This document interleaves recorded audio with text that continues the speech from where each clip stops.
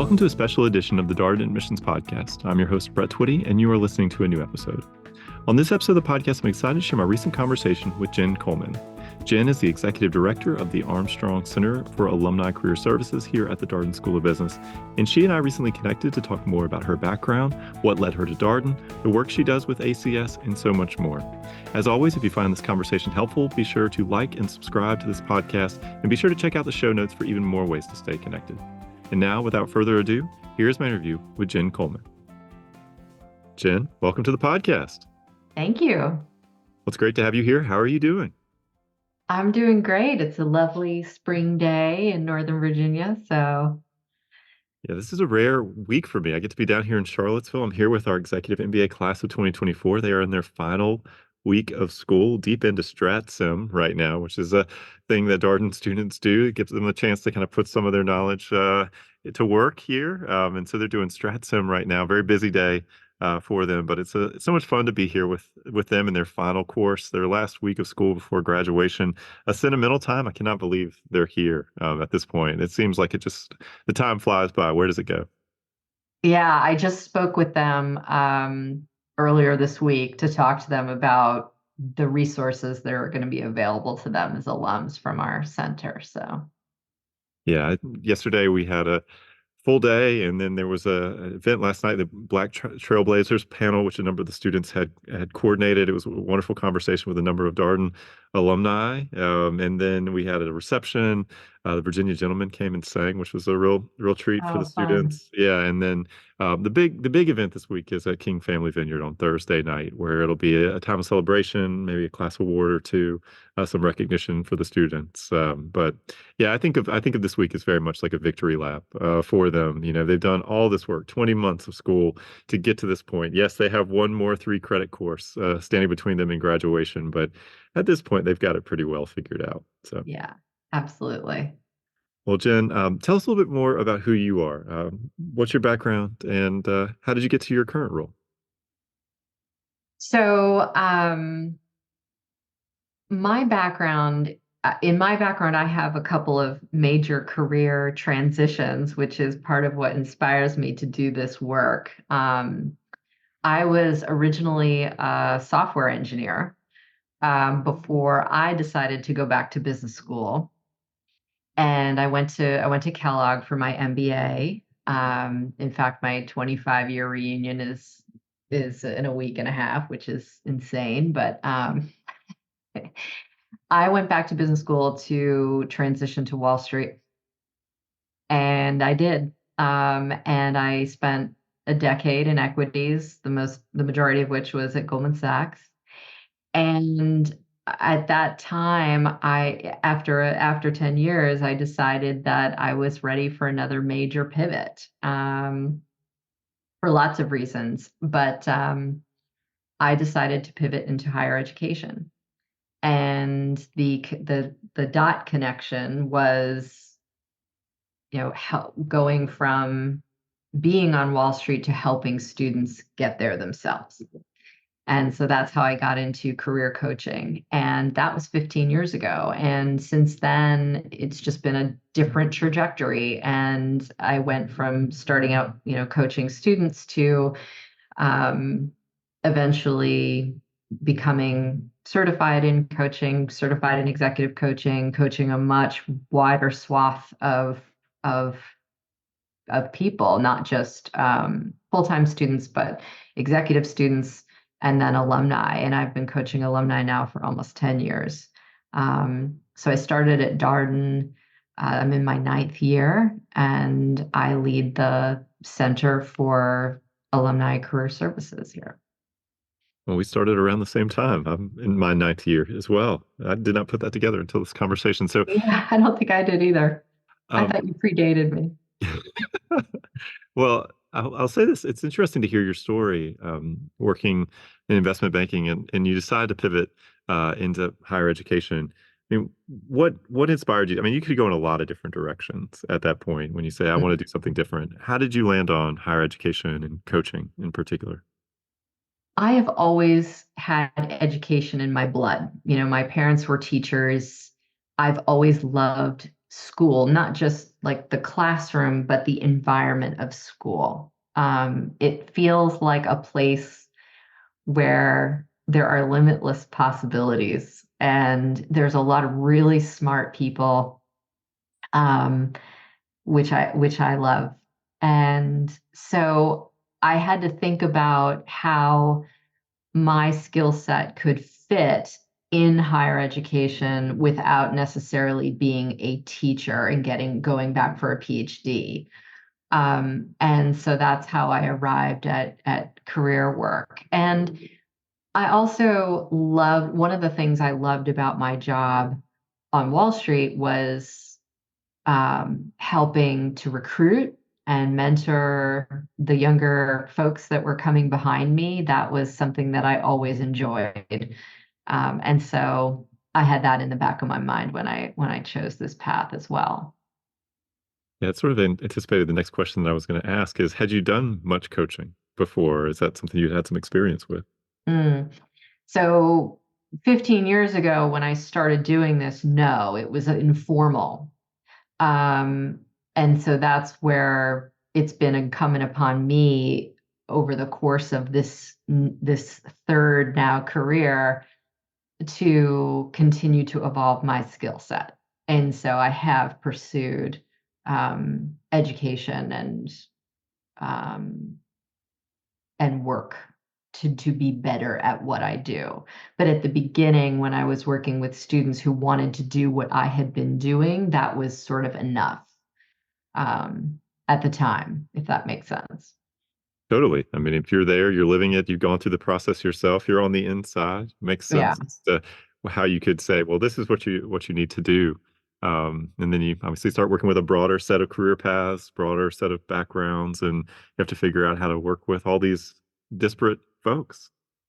Yeah. And when you work with alums, I mean, and we will probably dig into this a little more in the conversation, but, when I'm working with alums who are 20, 30 plus years out of Darden, my value is not my knowledge of their particular industry or function. That's not how I add value. They're plenty experienced in their world. Where I add value is helping them to unlock their priorities, think about their approach, um, and depending on exactly what they're trying to achieve from the engagement, um, I don't necessarily need to bring an expertise in their business. Big question here, but I wonder if all this time you mentioned the past 15 years you've been working as a career coach. Um, do you have a philosophy or a kind of approach that's evolved, or how you think about working with students, alumni, sort of guides your practice? One is that I think anything's possible. I really do. I think that the beauty of the MBA is that it is a generalist degree. And so there are so many directions that you can take it. I mean, I use my MBA in higher education as much in higher education as I did when I worked for Goldman Sachs. It's the God's honest truth. And so I I just believe that people can work towards change and happiness and fulfillment, wherever that may be, that there's no reason to settle or feel stuck, that lots of things are possible. Yeah, I love that idea, and obviously working closely with our executive MBA and part-time MBA students, and also talking with our full-time MBA students here on the podcast. I recognize that people's career goals shift and change around as they're here at Darden, and undoubtedly that continues into their careers. And you're working with people who are in the alumni phase. Maybe some things have changed, interests have evolved. So how do people Absolutely. work with alumni career services? How does the relationship get started? Well, most of our alums approach us for one-on-one coaching, which is kind of the bread and butter of what we offer. And we do a couple different types of coaching. We do career or transition coaching, we call it. So that's anywhere from people who are dissatisfied in their job, people who have lost their job, people who are returning from a break or a hiatus, helping these folks to navigate the transition and navigate the search. And then we also offer coaching to alums executive coaching for alums that want to address a challenge that they're facing on the job. And so, yeah, alums of all career stages, all industries, all over the world, they will reach a point where they feel like they could use a partner, and that's what we're here for. And then we have other resources as well, but usually it's the coaching that is what brings people in. And Alumni Career Services is something that all Darden alumni have access to complimentary for life, which is an incredible resource. You mentioned that it starts with this coaching experience, maybe one-on-one conversation, but there's other things that Alumni Career Services offers. What are some of those things? So some of our some things worth highlighting. We offer a workshop called the Darden Life Design Lab, which is about helping people work through major career shifts. So for people that are really feeling like they want a big change and aren't sure not sure what it will look like and not sure how to get it done. That's what this workshop is about. Something I could have used 15 years ago when I was thinking about a major change myself. We also offer a job search team. So we bring Darden alums together on a biweekly basis to support each other through job search and help each other. We offer lots of programming throughout the year, different fireside chats, different panels on different career topics, networking events. And then we offer some online resources as well, some self-serve resources. We have a robust online catalog of resumes and cover letters and tips and negotiation tips, LinkedIn profile tips, all kinds of things, and a job board, of course. Yeah, I loved your point about, anything is possible. And I think sometimes when people are making a transition or looking to make a transition, it can feel kind of overwhelming a little bit. Like everything's possible. I know I don't want to do what I'm doing right now, but I'm not sure I know exactly what I want to do next. How do you Mhm. work with that person to kind of figure out what that next thing might be? Mhm. Well, I think the philosophy that we embrace is one of experimentation and exploration. These kinds of big pivots do not happen on a dime most of the time, right? And so we invite or encourage people to find ways to experiment, find ways to dip your toe in the water on something, whether it's a volunteer opportunity or some robust and constructive conversations with people who are doing the work you're hypothesizing about. A side hustle, research, lots of different ways that you can start to explore so that the transition does not feel rushed or that extreme. Yeah, I love that point. To me, it resonates with so much of what I hear from our career team generally when they work with current students about, okay, so you want to make a change, you want to switch function and or industry. How do you go about figuring out what you want to do next? Well, oftentimes we'll start with a lot of informational networking and just talking to people about what it is that they do, testing ideas that you have about certain companies, certain industries, and seeing what you learn through that research process. hmm That's exactly right.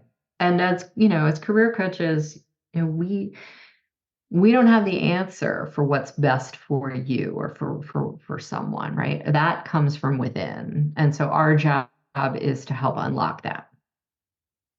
Yeah, how does your role evolve? Let's say someone gets started down this path and they start to narrow in on, they think it's this particular industry or maybe this particular company.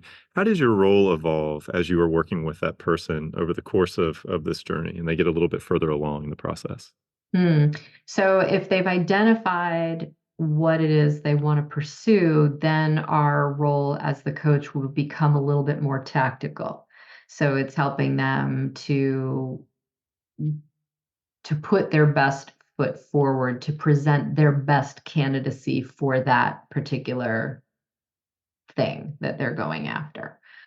Um, and then that's where some of our expertise and experience of doing this for a really long time comes more into play. It's more of a shifting more from coach to consultant, where we're giving people advice on their resume and mock interview uh, techniques and tips and compensation negotiation tips, things like that. Yeah, I was really struck when I first came to Darden. I was talking with our career team that supports our professional degree students. Then it was just executive MBA program way back when. And they were saying that they help with the negotiation process, right? To help you figure out, is it a good offer? Where might there be some flexibility? Let's get some sort of benchmarking going here about how this compares to what you might expect at other companies for similar type roles. I was fascinated by that coming from a law school background. Sounds like it's something you do quite a bit as well.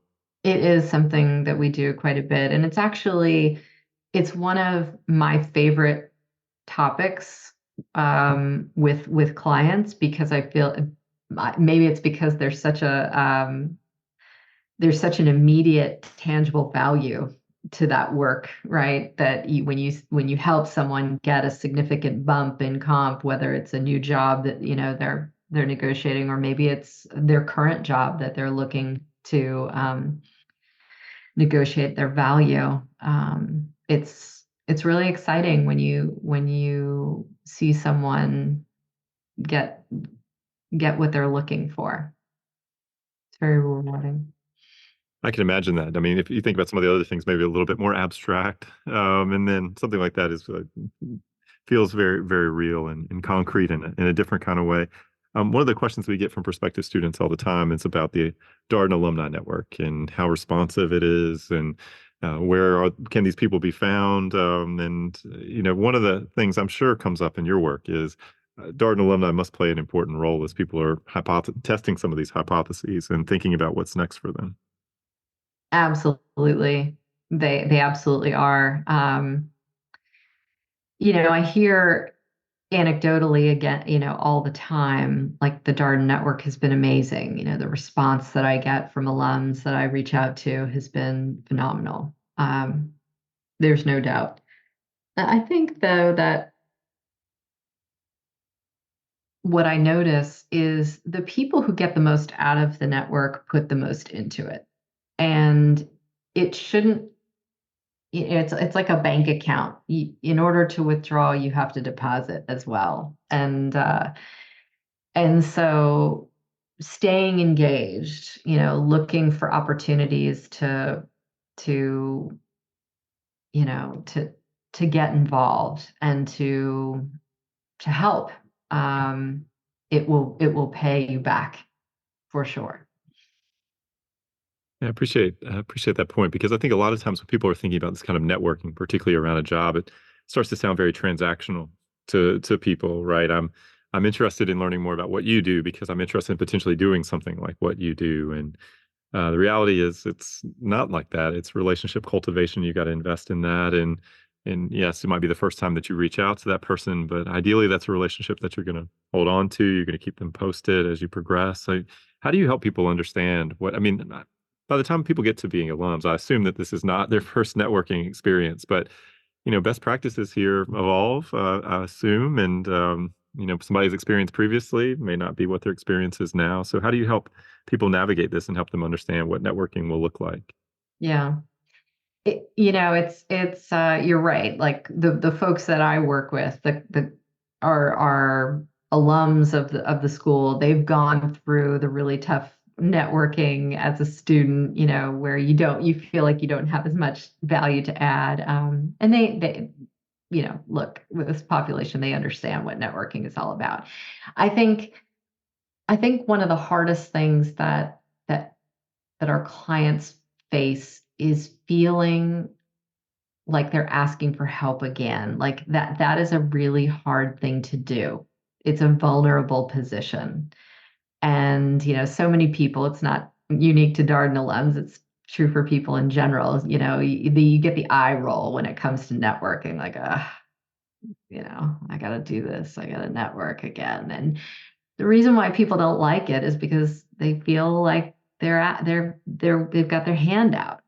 Um, and so your question, how do we work with people like that is to remind them, like, how would you respond if someone were approaching you?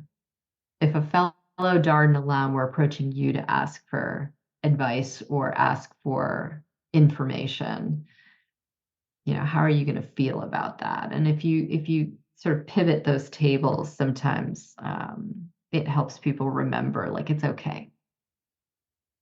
Your point about vulnerability is one I think a lot about when I talk with people here on the podcast, because I think business school pushes you to be vulnerable in ways that perhaps you're not so comfortable being, or you have to ask for help while you're in business school. This is something that comes up a lot with our executive MBA students in particular when we talk here about you can't do everything. You can't be 100% in all phases of your life. You can't do everything by yourself. You have to sometimes recognize your own limits and say, hey, this is not making any sense to me.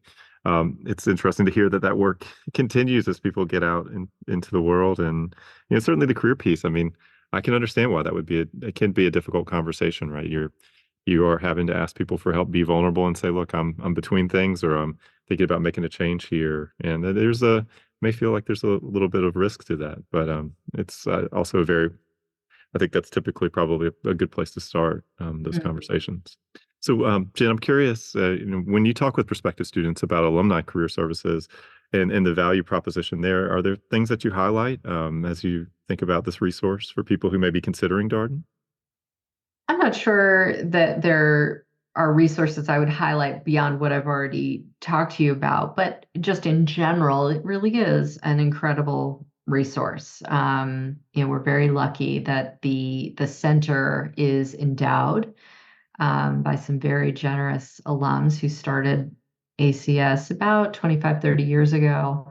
Um, and so everything we do is complementary to our degreed alums, and it's very special. And it's well positioned to exist into into perpetuity. So it's great.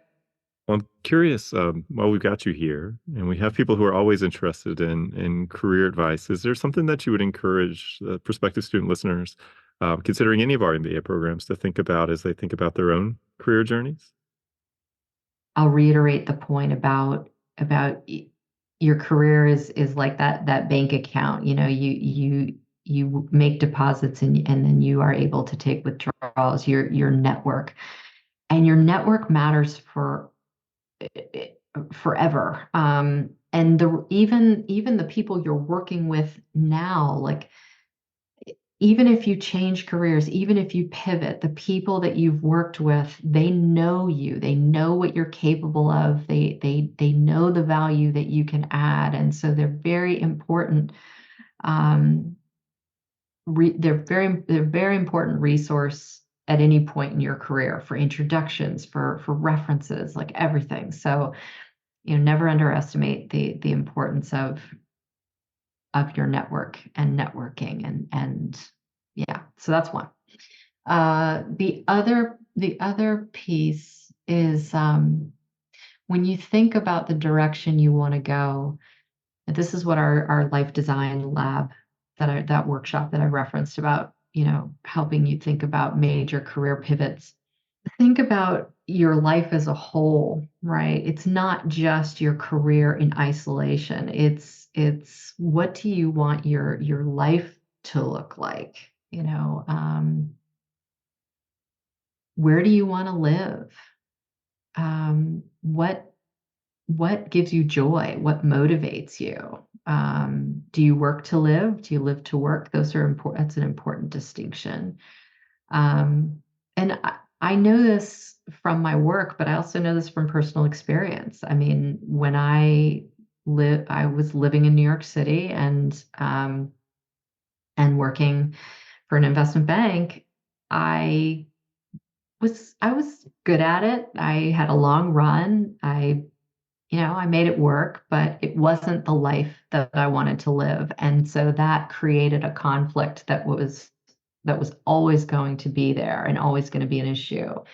I didn't really want to live in New York, and um, I wanted a different kind of fulfillment from my work. And so that required a major, major overhaul 10 years down the road. And I don't have any regrets about that, but if you can consider the big picture, it's very helpful. Yeah, really, that second point is an interesting one to think about. I think oftentimes I was reflecting on this while you were talking. We think about the career as something almost entirely separate from our lives. Like it's just a Mhm. separate question of like, well, what do you want to do, short term, long term? Most people are just kind of thinking about that in a purely career sense rather than a life sense. For sure. And there's been a lot of focus, since the pandemic. I feel like the pandemic opened people, to this concept of aligning work and life. And, we are careful to use the alignment as opposed to balance, right? Because balance implies it's zero sum, that it's one or the other. And alignment is more a harmonization of these different facets of your life. The pandemic has helped shape people's thinking and maybe soften employers to some of these concepts, but still really important. Do you find in your work with the Life Design Lab that that's something that people are open to at that point, or it's something they have to kind of come around to? I'm thinking of MBA folks who perhaps have put a lot of energy into work over the course of their career and now having to ask a different question.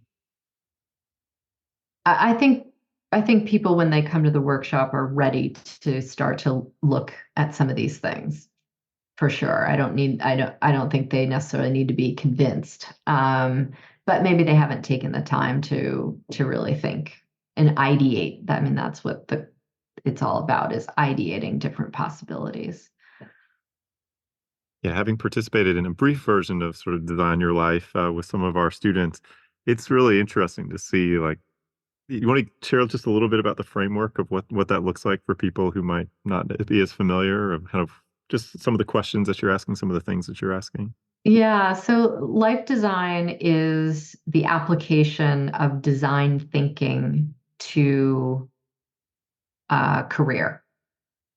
And it's it's life design and not career design, because of what I was saying before, that you ideally want your career to be part of this portfolio or integrated life, not this separate silo that is not necessarily aligned with the life that you want.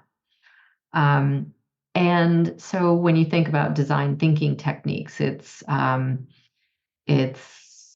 collaboration, right? It's involving others, not just alone contemplating. It's talking and involving other people.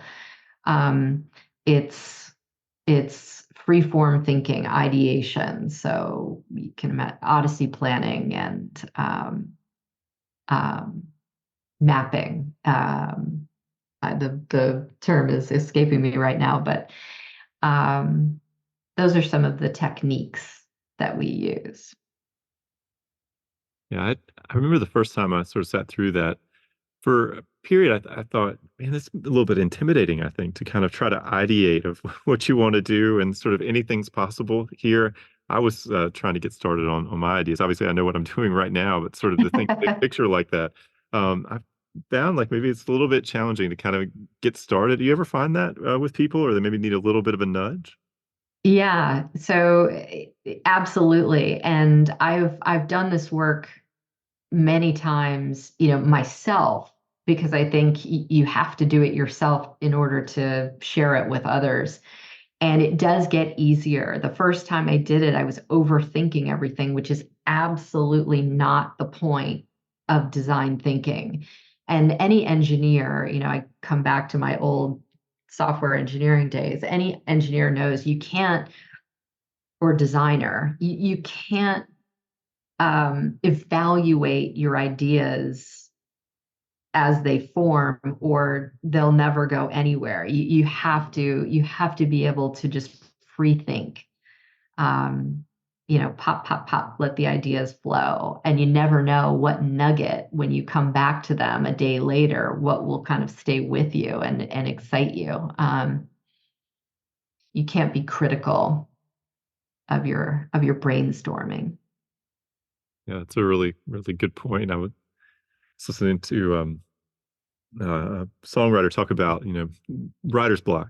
Like what is that really? And his contention is that it is more a question of taste. It's not really a question of like you're able to write something. You may not like what you're writing, but you're still able to write something. And a lot of it comes from judgment, which I think we can easily get caught up in as we're trying to brainstorm. Oh, that's no good.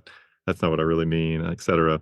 Even in something like a life design workshop, that sort of judgment can be hard to set aside. Yeah. Songwriting is an interesting comparison. Like, how you'll hear a songwriter being interviewed and they'll say they wrote this, number one hit in like 5 minutes, right? But it might have taken them years to get to that 5 minutes. And uh, I think, I think that's really true. I mean, for me, it took me a year to figure out that I was going to go into higher education. It took me a year of doing my own version of life design. That didn't exist at that time, but um, thinking about what what was the environment that I really was going to thrive in, and what skills could I bring to that environment. It took me a really long time, but once it clicked and once I knew, then it took 3 weeks to get a job. And what I noticed for jobs, a lot of job seekers, is there's a lot of emphasis put on the resume and the tactics and the process, the applications. But if you're winging it, if you aren't really clear on the direction you want to go and why, that process can get really drawn out and difficult. Um, so the groundwork is really important.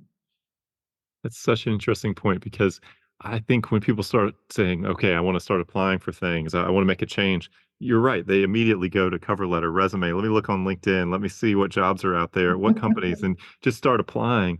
But when let's say they get into the interview process, how do you start explaining that this is what you want to do? How do you know that? How can you put together a story of who you are and why this pivot? That gets back to the groundwork piece. Is it hard to get alums comfortable with the idea that a part of this process might actually be quite slow or slower or could take a Very hard, yeah. very hard. Because usually, and look, I've been there too, but usually when you decide that you want to make a move, it's, you're ready. And the last thing you want to hear is, oh, well, this might take a while.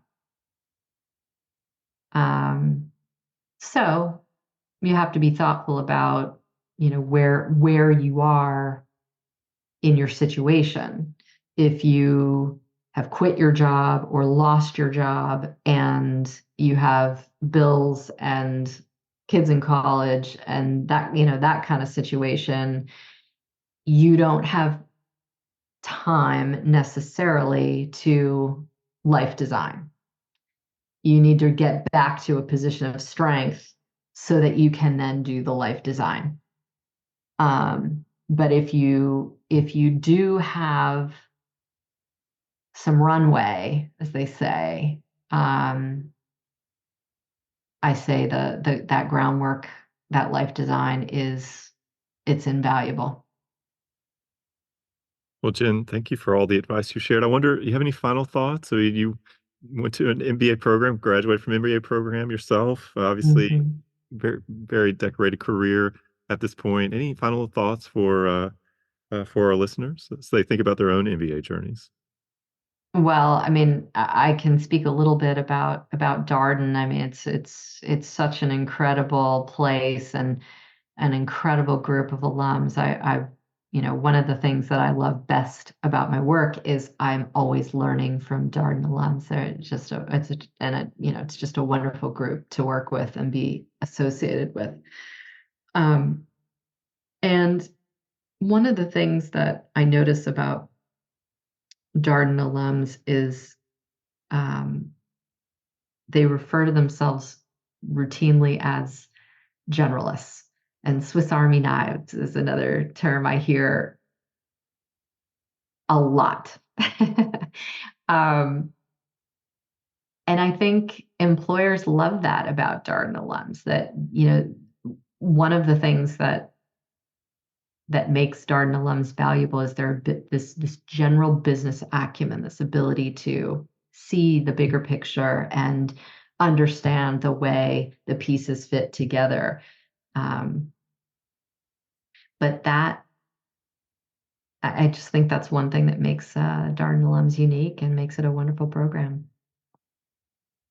Well, Jen, I think that's a good thought to end on. Thank you so much for your time today. It was great catching up with you, and thanks for all the work you're doing with Alumni Career Services. It's great to talk about this offering here because it is part of the full career life cycle for Darden students. It continues after graduation with ACS. That's right. That's right. We work with alums who are transitioning into retirement careers. So it is the full life cycle. Anyway, thank you for having me, Brett. I appreciate it. And that was my interview with Jen Coleman, Executive Director of the Armstrong Center for Alumni Career Services at Darden. As always, if you have any comments, suggestions, requests, anything you'd like for us to cover here on the podcast, we're all ears. We can be reached at Darden, that's DARDEN, @virginia.edu. Till next time, stay safe, be well, and thanks for listening.